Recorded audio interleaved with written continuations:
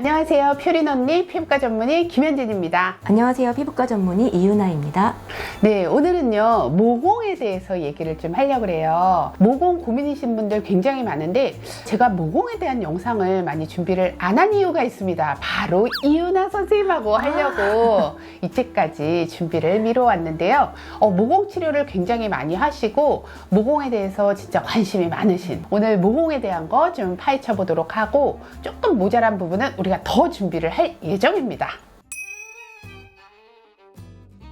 사실 모공은 말 그대로 털이 나오는 구멍이잖아요. 누구한테나 있지만 모공에 연결된 피지샘이라는 게 있는데요. 피지샘에서 피지를 만들어서 많이 배출을 하면 모공이 피지가 나가는 길이기 때문에 넓어지게 됩니다. 그쵸. 그래서 여드름 환자들이 거의 모공이 큰 맞습니다. 거죠. 네네네. 그래서 우리 애기 피부 같이 되고 싶어 하잖아요. 애기 피부들은 아직 모공이 피지샘이 발달을 안 했기 때문에 그쵸. 유분 분비가 거의 없어요. 중학생 때부터 모공이 넓어지기 시작해요. 맞습니다. 맞아요. 네네. 네. 그래서 그렇게 피지 피지가 분비. 많을 경우, 두 번째는 많진 않지만 털이 나오는 구멍이기 때문에 털이 박혀 있어서 그것을 모공이 크다고 생각하시는 경우가 있어요. 그러면 이제 검은 점처럼 또는 블랙헤드처럼 블랙헤드인 줄 알고 오시는 분들이 계시고요. 또 세 번째로는 가장 많은 유형일 텐데요. 모공 주변에 엘라스틴이라든지 콜라겐 이렇게 잡아주는 힘이 있는 물질들이 분해가 되면서 이제 힘이 없어집니다. 중력의 영향을 받기 때문에 탄력이 떨어지는 방향으로 모공이 늘어지게 됩니다. 그래서 모공이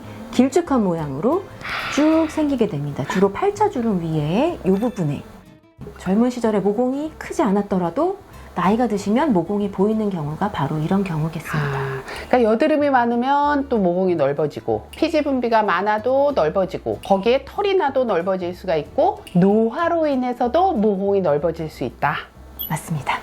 이제 이 모공의 종류를 알았다면 이 모공의 종류에 따라서 치료하는 법을 알아야겠죠. 피지 분비가 많은 모공이 넓은 분인 경우는 우선 피지 조절을 해주셔야 됩니다. 약물을 이용하는 경우가 있고 관리를 이용할 수도 있고 기계를 이용할 수도 있어요. 약물은 여드름 편에서도 말씀드렸던 피지 조절제를 사용하시는 방법이 있습니다. 그리고 피지 관리를 병원에서 해드릴 수가 있는데요. 이거는 피지 자체도 줄지만 모공 주변에 각질들이 쌓여 있으면 모공을 막아서 모공이 더 커질 수도 있고 모공이 조금 더 도드라져 보이는 효과도 있게 됩니다. 그거를 제거해 줌으로 훨씬 보기에 모공이 덜 도드라져 보이게 됩니다. 그리고 포텐자 또는 클리어 토닝이 모공에 도움이 그렇죠. 이거는 이제 여드름하고 중복되는, 그러니까 피지를 정돈을 해줘야 된다라는 게 굉장히 중요한 개념이고, 그렇다면 진짜 모공을 물리적으로 이렇게 줄이는 방법은 없을까요? 사실 타고난 모공 자체를 없애거나 반으로 확 줄이거나 이런 건 좀 힘들고요. 하지만 탄력이 떨어져서 늘어진 모공을 주변의 탄력도를 높여줌으로써 조금 더 작아 보이게 쫀쫀하게. 맞습니다. 네. 네네. 여러 가지가 있는데요. 우선 말씀드리고 싶은 건 스킨 보톡스가 있습니다. 스킨 보톡스를 하시면 피지 분비도 줄어들고 모공 자체도 일시적이지만 작아지게 됩니다. 스킨 보톡스를 할 때 살짝 공기를 같이 주입을 해주면 모공 주변이 박리라고 하죠. 살짝 떨어지면서 그것이 반복되면서 모공이 실제로 많이 호전되게 됩니다. 그 다음에 이제 두 번째 주사로 우리가 또 많이 요새 관심을 갖는 게 바로 주베룩이에요. 그 인젝터라 그래서 바늘이 9개가 나와서 들어가는 게 있고, 공기압을 통해서 상처는 아주 미세하게 내면서 넣는 방법. 제가 지난주에 사실은 여기 데모를 받았어요. 이게 큰 모공이 하나 있어요, 이마에. 이것도 사실은 제가 끊임없이 이것저것 하고 있어요. 단 안전한 걸로, 표피를 손상시키지 않는 것만 제 얼굴에 하고 있는데, 이번에 제가 한 일주일 전에 했나? 약간씩 줄어드는 것 같기는 해요. 그래서 그래서 나도 너무 신기해서 제가 괜찮으면 제가 다 2차 시술은 제가 보여드리도록 하겠습니다.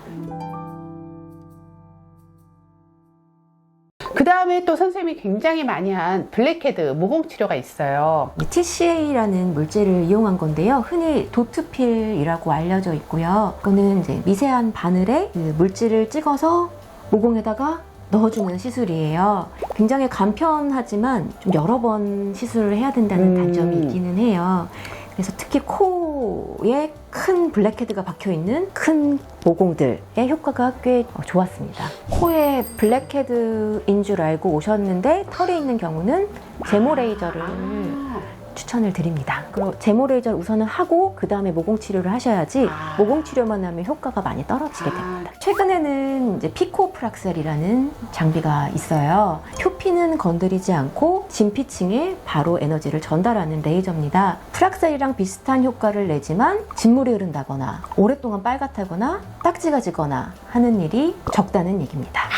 좋네요. 그 다음에 또 있는 게 우리 포텐자라는 거예요. 예전에 프락셀 대신 많이 하는 모공 치료긴 합니다. 포텐자는 고주파 장비인데요. 끝에 바늘이 미세하게 달려 있습니다. 그래서 바늘을 통해 피부에 직접적으로 고주파를 주입할 수 있는 아주 효과적인 장비입니다. 그리고 이제 피지가 많은 분들은 피지도 줄일 수 있는 그쵸. 일석이조의 장비. 네.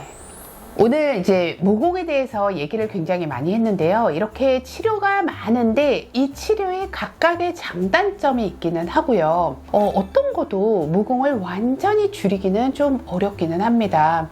우리가 피지 분비는 내 몸에서 계속 일어나고 노화도 계속 진행이 되기 때문에 모공 관리도 색소 관리처럼 꾸준하게 안전하게 너무 욕심내지 않고 피부에 손상 없이 하는 거를 저는 가장 추천을 해드리고 싶기는 하고요. 그럼 이때까지 모공에 대해서 얘기했고요. 퓨린 언니 피부과 전문의 김현진 이유나였습니다.